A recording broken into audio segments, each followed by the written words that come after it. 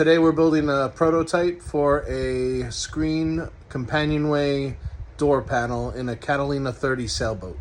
We're going to use the original door for the template, and you can see we mark the angles. The first thing we do is a test cut to make sure our angle is right.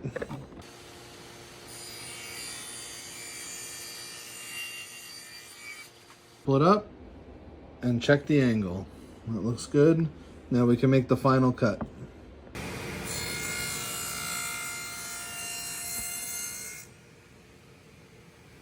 All right, now that we have the half lap joints in place, we flipped it over, and this is the inside, and the screen is going to rest inside a rabbet.